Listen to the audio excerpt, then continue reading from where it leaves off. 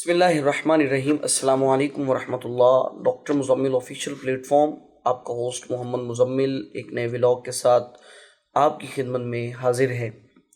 ایک ویڈیو نظروں سے گزری، سوچا آپ کے ساتھ اس ویڈیو پر کچھ تجزیاتی باتیں ہو جائیں۔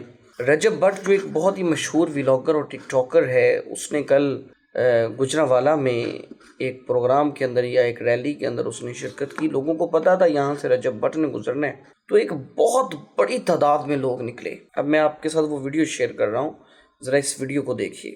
اب آپ نے یہ ویڈیو دیکھیے، اس ویڈیو میں آپ دیکھیں کہ کتنی بڑی تعداد میں لوگ ایک ٹک ٹاکر کو، کہ جس کا کانٹینٹ ہمارے فیملی سسٹم کو مکمل ڈسٹرائے کر رہا ہے، ہمارے فیملی سسٹم کو مکمل تباہ کر رہا ہے، ہمارے جو شاعر اسلام ہیں ان کی تباہی کا سبب بن رہا ہے، وہ ٹک ٹاکر جس کا کانٹینٹ کسی کام کا نہیں ہے، وہ اناؤنس کرتا ہے گجرانوالہ اس کا جانا ہوتا ہے، تو گجرانوالہ کے لوگ اس کا استقبال کرتے ہیں، لوگ اس کو پروٹوکول دیتے ہیں، اس کے لیے نکلتے ہیں۔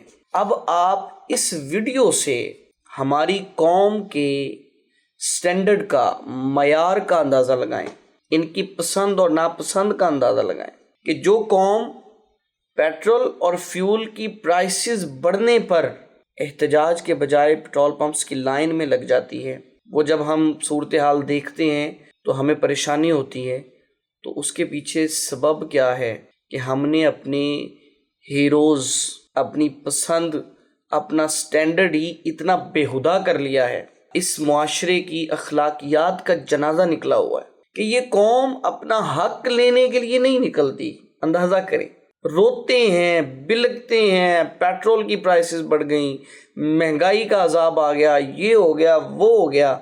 ذرا ہم اپنا معیار تو دیکھیں کہ کیا ہم کسی نیک حکمران کے لائق ہیں؟ کیا ہم ترقی پذیر قوم ہیں؟ ہمیں ترقی پسند ہے؟ کیا کبھی ترقی پذیر اقوام کی تاریخ کا مطالعہ کیا ہے؟